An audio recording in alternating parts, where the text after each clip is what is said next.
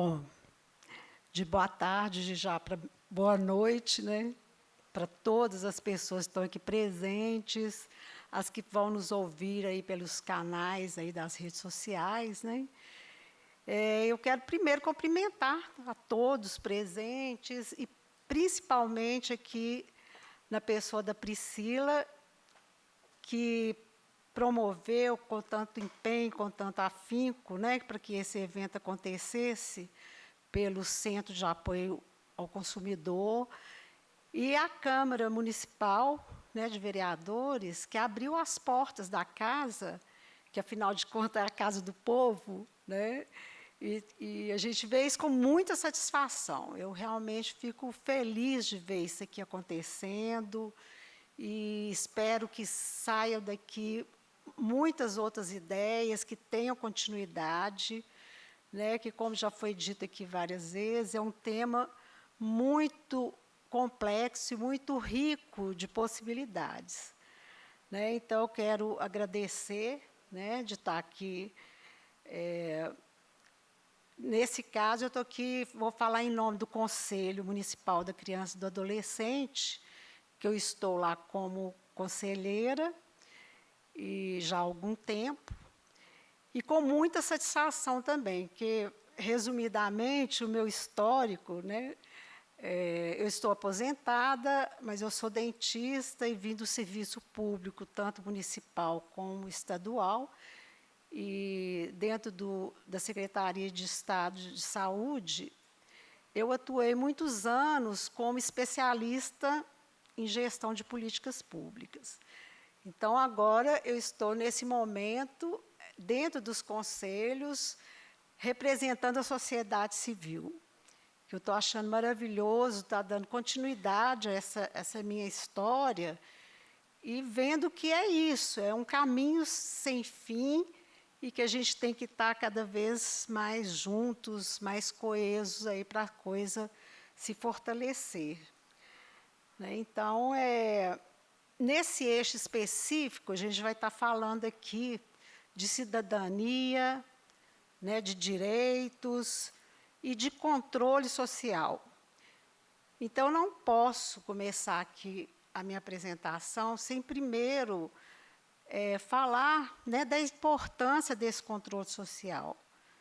Né? Como que, cada vez mais, nós, enquanto sociedade civil, temos que estar atentos, né, a essas ferramentas, a esses canais que temos de participar e sair também dessa posição, às vezes, de comodidade ou de inatividade. E, então, eu estou no Conselho da Criança e, atualmente, também estou no Conselho da Mulher. E os conselhos, eles têm que estar, né, sendo encarados como um braço mesmo muito importante do poder público, né, para estar apontando as necessidades da população, estar apontando realmente o que está acontecendo, quais são os anseios da sociedade, para que, junto com o poder público, políticas públicas possam ser, né, implantadas e acompanhadas de uma forma mais coerente. Né? Então, a gente vê, analisando o nosso momento histórico, né, que eu estou vindo nessa caminhada desde lá de antes da Constituição, a gente vê como que, nesse momento, a gente está vivendo um refazer de um caminho, de uma certa forma, que já tinha sido consolidado algumas coisas, e que, infelizmente, em detrimento desse governo passado, federal, muito foi desfeito. Né? Isso tem que ser dito, gente, porque a questão do empoderamento, né, já que a gente está falando que é a palavra, mas cabe, da sociedade civil nesse aspecto, ela foi muito dilapidada, brutalmente os conselhos foram dilapidados, foi uma das primeiras providências, né, que o governo tomou.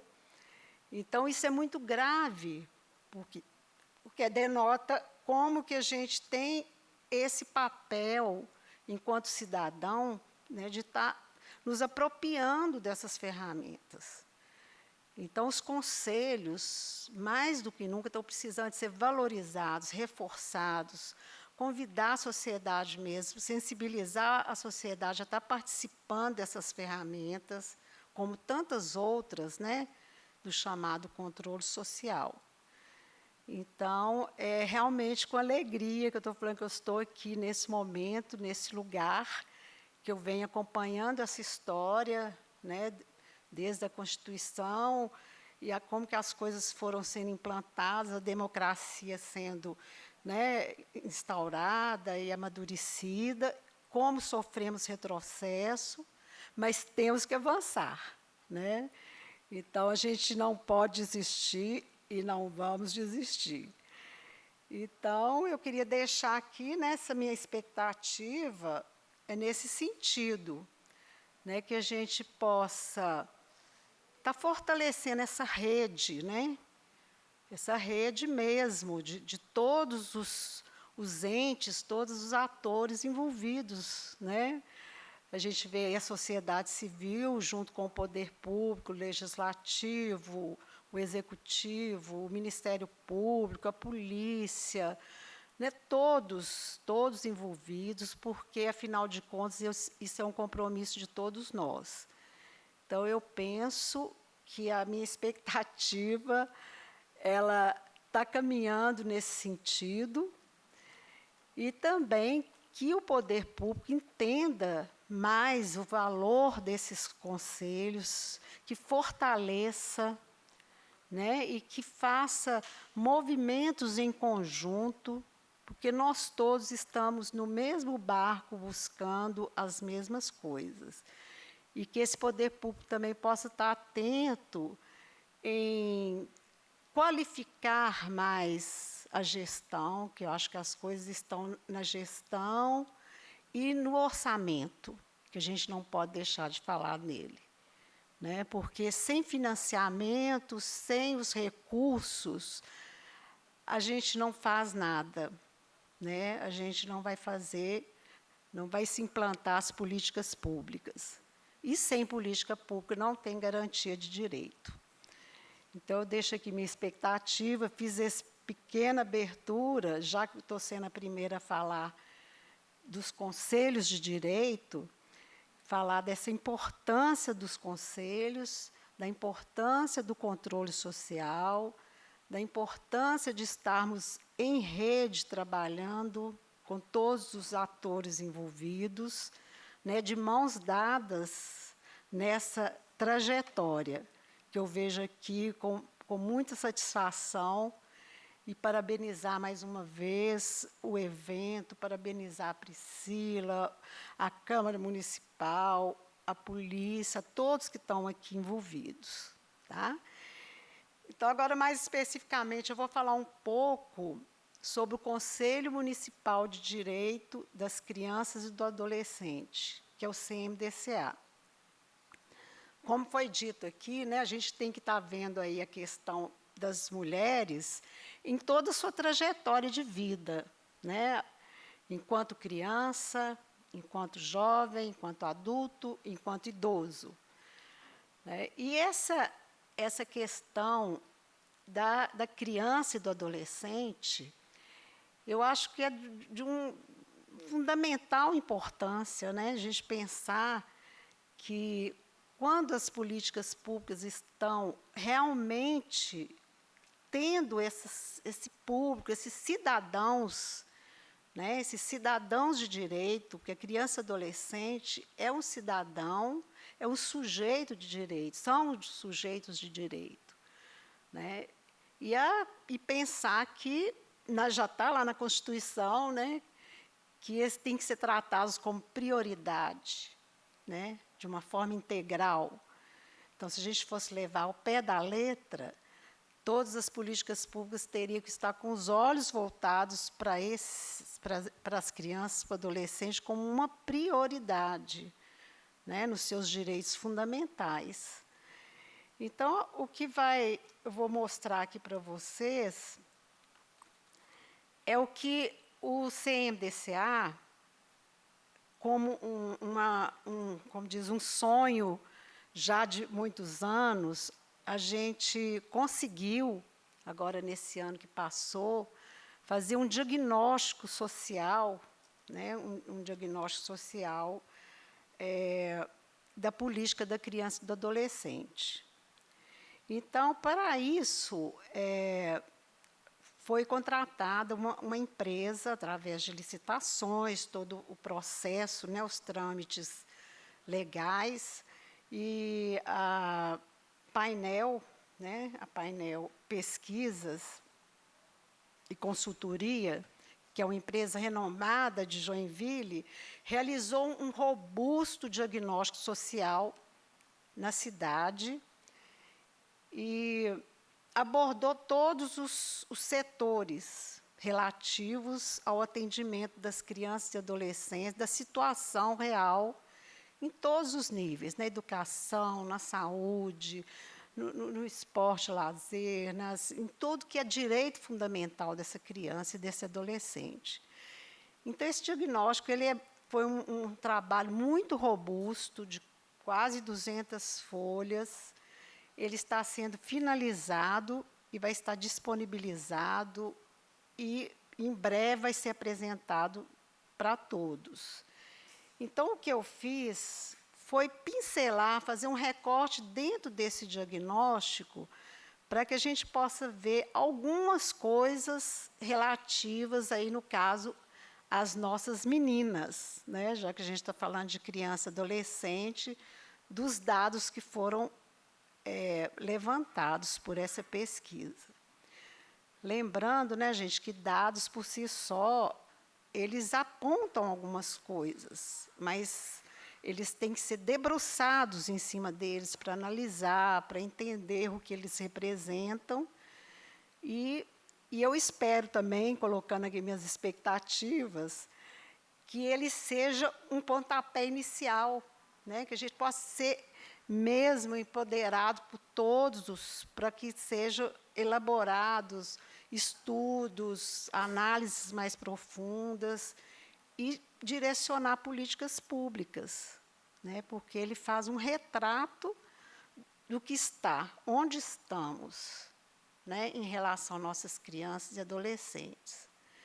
Então, não sei se vai poder projetar. Eu vou pincelar, gente, que, na verdade, não tem como estar... Salomão, tem como botar a apresentação? São muitos dados, como eu disse, e é de um modo geral em toda a população, em toda a cidade. Que o que foi feito?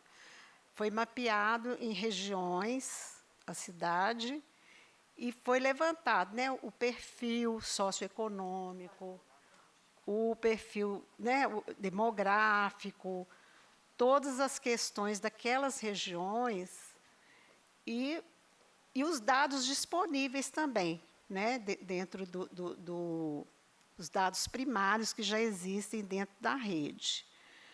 E todos foram envolvidos, né, gente, o sistema de garantia de direito da criança e do adolescente, que aqui eu acho que a palavra de ordem é a rede, né, é formar uma rede robusta de defesa de direitos. A gente viu que não tem como a gente estar fazendo nada sozinhos, e todas as instituições, todos os órgãos devem estar aí juntos para formar essa rede, tanto na questão de qualquer uma das mulheres e da criança, né?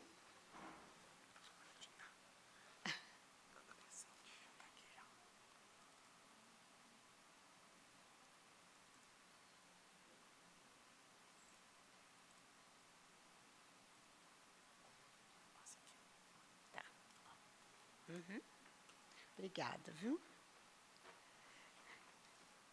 Então, aqui, gente,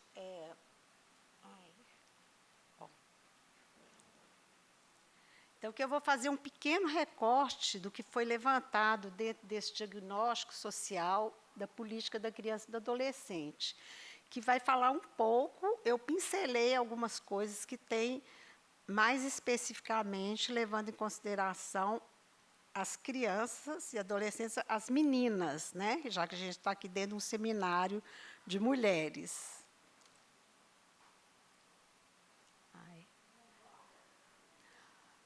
Bom, então vamos falar aqui do primeiro tópico, aí está falando da gravidez da adolescência. Então, está dizendo aí que foi registrado 225 casos. Então, a gente não vai ficar atento a esses números, senão vai ficar muito enfadonho, mas é só para a gente ter uma noção do que é isso. Né? Dentro desse universo da gravidez na adolescência, 72,4% das mães se declararam pardas e 4,9% delas não têm companheiro. Então, a gente já começa a ver, né, dados assim dramáticos que vai fazendo a ligação entre as questões que a gente está dizendo, né, da interseccionalidade, que você está vendo que a questão da raça sempre vai estar apontando, né, para mulheres, para meninas, né, pardas e negras sendo mais afetadas nessas violações. Quando se fala de um pré-natal, que é preconizado que as grávidas tenham 7 consultas dentro do seu pré-natal. Então, nessa gravidez, aqui está falando de uma forma geral, uma grande parcela não teve um pré-natal suficiente.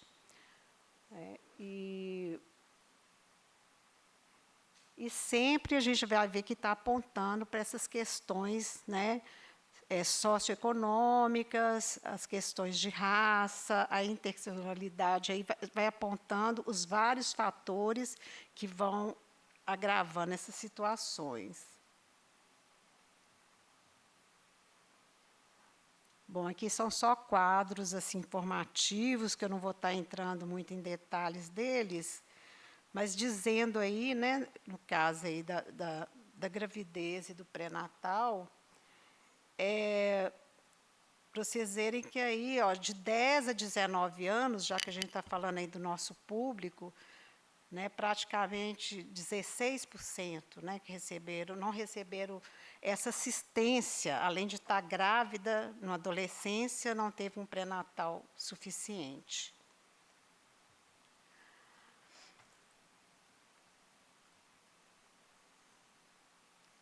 Bom, em relação à escolaridade dessas meninas, dessas mulheres, e a situação conjugal, aí está falando no geral, né, que não falou especificamente, falou de todas as faixas etárias, vai dizer que 5,5% dessas mulheres elas têm menos de 8 anos de estudos. Né? E 58,6% não tem companheiro.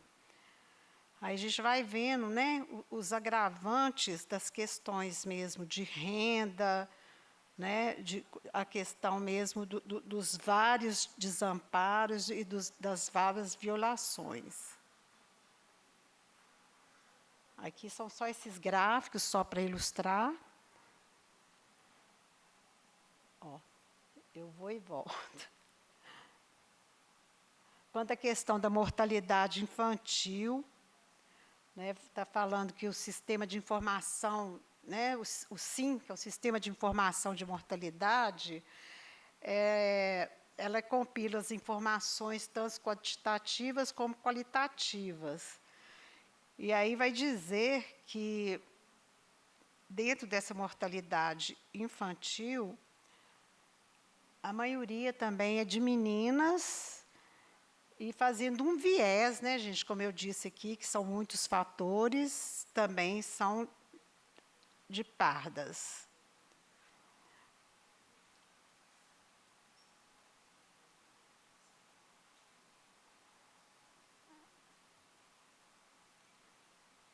Bom, agora nós vamos falar de uma questão muito urgente, né, que é a questão também da demanda reprimida de creches e de educação infantil aqui no nosso município.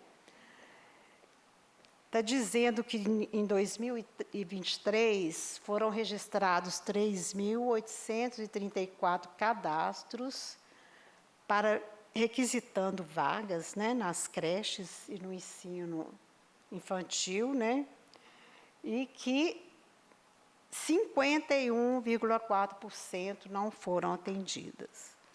Então, é uma coisa muito séria, né, gente, que isso agora também não é brincadeira, já é uma exigência, né, que os municípios se organizem, que todos vejam essa necessidade, não só da pré-escola, mas das creches, como uma prioridade, tanto das mães como das crianças. Isso é um direito da criança e é um direito também da mulher mãe, que necessita de sair para trabalhar, para cuidar das suas coisas, de ter uma renda, enfim. Essa questão aí da creche, essa demanda reprimida, já está aí claramente apontando, né, uma necessidade urgente de instalação de políticas públicas nesse sentido, para que possa cobrir, né, esse fosso tão grande que existe aí.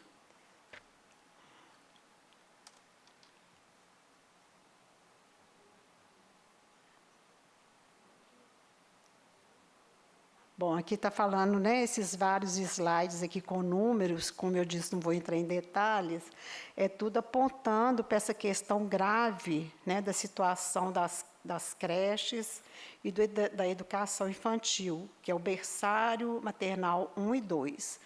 Então, que pela lei, as crianças de 6 meses, né, que seria do berçário, até os 4 anos, elas também teriam esse direito de estar dentro de uma creche, de um berçário do maternal.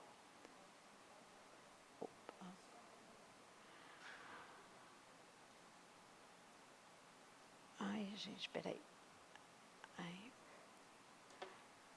Bom, agora eu vou falar um pouco do PAEF. O PAEF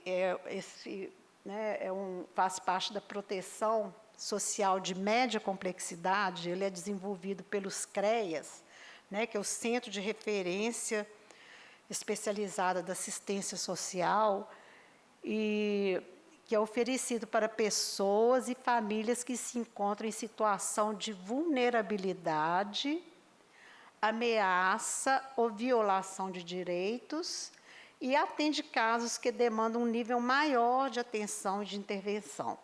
Então, é realizado pelos CREAS, que oferece serviços de orientação e acompanhamento, preservando, né, os vínculos familiares. Então, esse serviço de proteção e atendimento especializado de famílias e indivíduos, ele existe aqui em nosso município, só que a gente vai falar aqui um pouco do perfil dessas pessoas que são atendidas, são acompanhadas por esse programa e que são vítimas de violência. Então, no perfil de pessoas de todas as faixas etárias vítimas de violência ou violação de direitos, destaca-se o sexo feminino, 61,3%. E a faixa etária de 0 a 12 anos, 28,1%. Então, é muito assustador, né, gente? A gente pensar que, nesse universo de violações, como que o sexo feminino ele está muito mais exposto, como que as crianças e adolescentes estão expostas. E a gente tem que pensar aqui que muita coisa é subnotificado, né? Na verdade, existem escondidos por aí muito mais casos que a gente possa imaginar, de todos os tipos de violação, né? Seja elas de todos os direitos aí das crianças e dos adolescentes.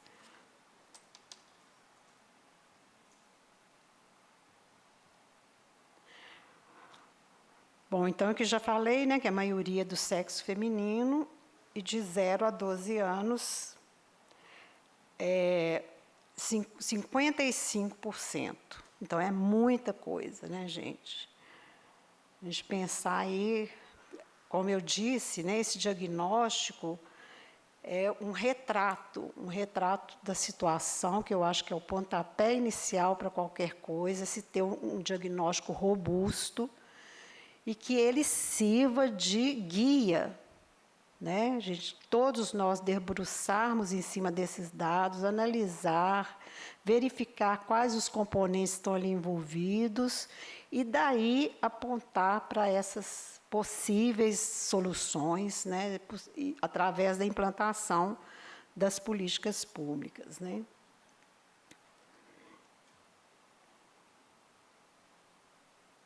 Aí, mais uma vez, mostrando os casos que são acompanhados pelo PAEF, né, de violações.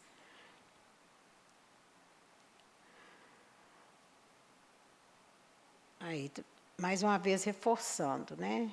Das crianças e adolescentes em situação de violência ou violação de direitos, destaca-se o sexo feminino, quase 60%, e 0 a 12 anos, 55%. Né, o que está sendo feito com as nossas crianças. Agora, um pouco do dado que fala do acolhimento institucional, né, que é esse feito pela instituição, né, que faz a proteção social especial de alta complexidade, dentro do Sistema Único de Assistência Social, que é o SUAS, e o objetivo desses acolhimentos é garantir a proteção integral de indivíduos que se encontram em situação de vulnerabilidade extrema, muitas vezes desprovidos de uma referência familiar sólida ou em perigo iminente. Então, na nossa cidade, a gente tem acolhidos, atualmente, dos acolhidos, nós temos 65,6% são meninas, de 0 a 5 anos e de 12 a 17.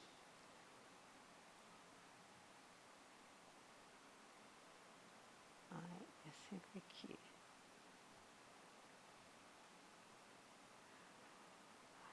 E dentro desse universo aí que seria as violências contra crianças e adolescentes, eu quis trazer aqui um tópico que me chama muita atenção e que realmente me dói profundamente, que é a questão das crianças e adolescentes vítimas de violência sexual, né, que é outra coisa muito assustadora, muito encoberta, muito cheia de tabus e que tem que ser discutido de uma forma madura, envolvendo todos esses entes que a gente está falando aqui, né? Todos os entes que seriam Poder Legislativo, Executivo, Ministério Público, Polícia, conselhos, sociedade civil, área de saúde, enfim, todos têm que estar envolvidos nessas discussões, porque também é uma coisa muito subnotificada. A gente sabe que a maioria dessas violências acontecem dentro de casa e com recidivas muito sérias e com repercussões para o resto da vida para uma criança ou um adolescente que passa por essas situações. Então, a gente vê aí, por esses dados, né, que aqui eu trouxe um dado que está lá na Secretaria de Segurança, né, de Segurança Pública, dizendo que as crianças e adolescentes vítimas de violência sexual, 91% é do sexo feminino e a faixa etária de 12 a 17 anos, 62%. Então, tem muito adolescente passando por essa situação tão séria e crianças também, né, crianças de menor idade. Então, são coisas sérias que estão aí levantadas e que a gente tem que estar debruçando, né, sobre elas para poder empoderar desses dados e transformá-los aí mesmo em ações, né? Então, está dizendo aí, né, que a maioria é do sexo feminino, 84% ocorre na própria residência, e sendo que 36% destes casos já havia ocorrido antes, e vai ocorrer outras vezes, né, se não forem devidamente acompanhados, né? Então, também existe um outro sistema de informação, que é o SINAM, que é de agravos, né? Agravos de notificação de violência, que é outro dado que eu trouxe aqui só para ilustrar nessa questão das violências, que faz aqui que 84% é do sexo feminino, uma grande maioria nessa faixa etária de 12 a 17 anos e crianças e adolescentes pardas. Agora vou abordar assim, né, ligeiramente quanto à questão do trabalho infantil. Vocês vejam aqui que eu realmente fiz um recorte dentre os vários temas que são levantados nesse diagnóstico. Eu trouxe alguns que são de relevância, né? E essa questão aí do trabalho infantil também, que é tão polêmico e que merece, né, estudos e análises, vai dizer aqui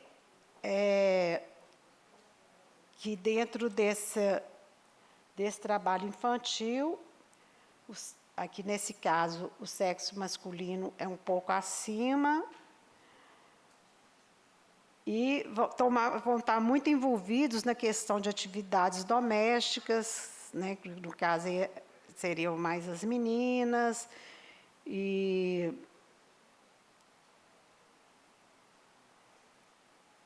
as atividades culinárias são separadas das demais atividades pelos riscos, né, gente, de acidentes envolvendo objetos cortantes, queimaduras, explosões de botijão de gás.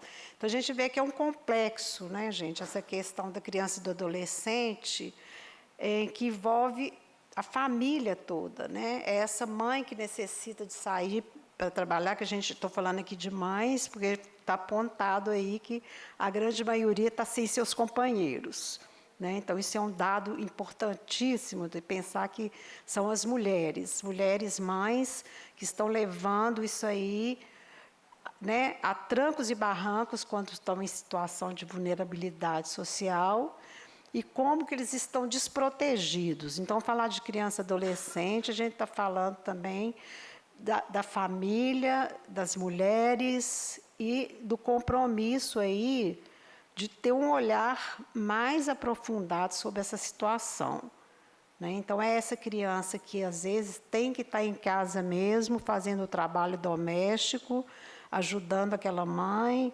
ou fazendo alguma atividade aí culinária que traz um monte de riscos. Enfim, é uma bola de neve de violações de direitos, que, no fundo, essa criança deveria, né, estar na escola, deveria estar brincando, deveria estar com todo o aparato, né, de uma boa creche, ou enfim, essa mãe também com esses seus direitos violados de ter acesso ao trabalho, né, de ter onde deixar seus filhos com segurança. Então, a gente vê que é uma intersetorialidade enorme que envolve todos esses assuntos. Então, não dá para olhar uma coisa isoladamente, porque os problemas estão todos aí interligados.